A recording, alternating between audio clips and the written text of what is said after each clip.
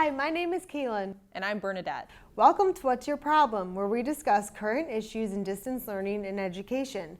If you are anything like me, sometimes you get addicted to your phone, mindless scrolling through social media posts, watching videos on YouTube, or searching for something to watch on a streaming service.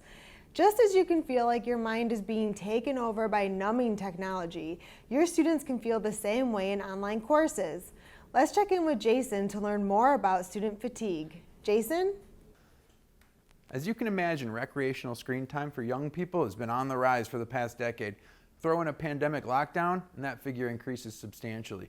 Compound that recreational screen time with educational screen time, and you'd be right to assume that some fatigue is likely setting in. In fact, I think almost all of you are looking at a screen right now, except you. Wake up! While we're not at a cataclysmic levels experienced by the humans on the Axiom and the incomparable film WALL-E, screen fatigue or computer vision syndrome is a thing.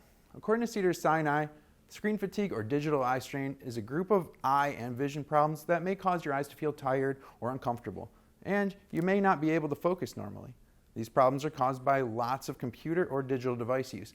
According to a 2020 study by the American Academy of Child and Adolescent Psychiatry, on daily average, teens spend up to 9 hours watching or using screens. Adults in the U.S. spend even more time, and these figures are surely on the low end by now. And while screens are a hot topic, other types of disconnect are also affecting our students right now. So how bad of a thing is this? And what, if anything, should we do about it? Bernadette? Oh, right. Sorry, screen fatigue. Sorry, I was binging Stranger Things. You ever feel like you're just running up that hill? Here are a few ways to address screen fatigue. Have you heard of the 20-20-20 rule? A 2013 study of 795 students showed that 89.9% of students surveyed showed one or more symptoms of the computer vision syndrome Jason described a few moments ago. Based on this study, the American Optometric Association recommends that for every 20 minutes of screen time, you should take a 20-second break and look at something 20 feet away. This break allows the muscles in your eyes to relax, reducing muscle strain, and encourages tear production with some totally normal, non-robotic blinking. Instructors can also encourage tactile project-based learning. Empower your students to illustrate learning progress by creating something tangible away from their computer screens. Or, as the cool kids say, IRL, in real life. These projects can be quick and low cost too, using materials that the average person has lying around the house, like markers and an Amazon delivery box. Depending on the time required to complete such assessments, students can document their work using vlogs or written reflections. MSU's College of Education has been doing significant work in this area using quickfire activities for their students, built on the EdTech framework of TPACK and Mesereau's transformative learning theory. And lastly, build your online courses into manageable chunks and inform your students how long it should take them to complete each part. Discuss with your students the benefits of chunking, spreading out their learning over time, and how the course's design supports them in this endeavor. A 2012 study by Mary Helen Imordino Yang and her colleagues at USC and MIT led a series of studies that showed rest was necessary for consolidating memories, reflecting on past experiences, and creating long-term plans. In other words, higher-level thinking. In the words of Imordino Yang, rest is indeed not idleness, nor is it a wasted opportunity for productivity. Caution, avoid course bloat. Course bloat is the addition of unnecessary content to your course. Do not kitchen sink your course. We all want students to know everything, but it is unnecessary, especially in a 15-week or less course. Teach content that needs to be learned to do well on assessments or help them in their future careers. If you want to share more information on certain subjects that don't exactly relate to an assessment, have an explore more area of your course where students can dive deeper into a topic if they want. Syllabi exist for a reason.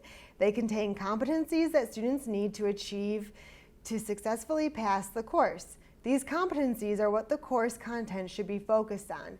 Anything outside of helping students to achieve the course competencies could be deemed as explore more. Now the opposite can also happen, course anorexia, or not having enough content in your course. Remember, all college courses have instructional time associated with the credit hours.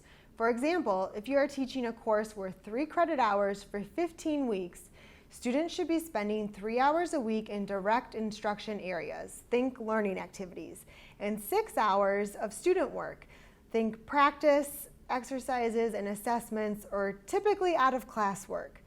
Remember, differentiated instruction is your friend, and implementing videos and readings is a more positive learning experience than all videos or all text. When am I ever going to need this? We've all heard that one before. According to the Chronicle of Higher Education's article, Students Are Missing the Point of College, nearly half of students surveyed don't see value in what they're learning or how it will eventually connect them with a job.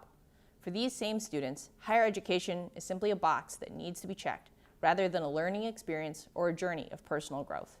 For online courses, consider a virtual field trip. Instructors can supplement the course with short video snippets of instructors talking to experts in the field. These experts can connect the dots for many students and help them keep an eye on the bigger picture. This repertoire of resources can also be built slowly, semester by semester.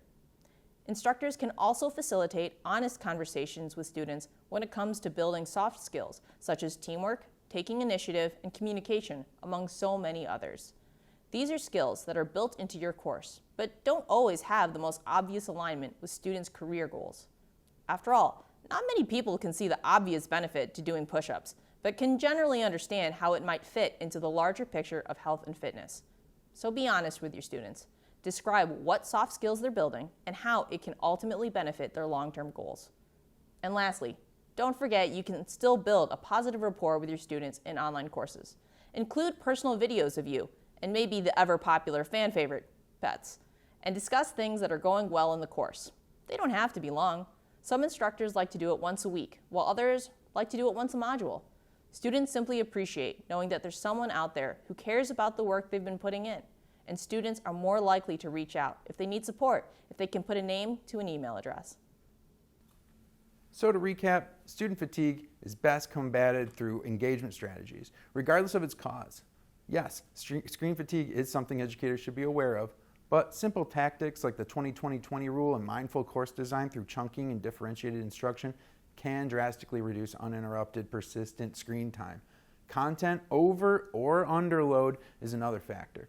Finding that sweet spot of instructional time based on your course's credit hours is critical to students feeling engaged but not overwhelmed.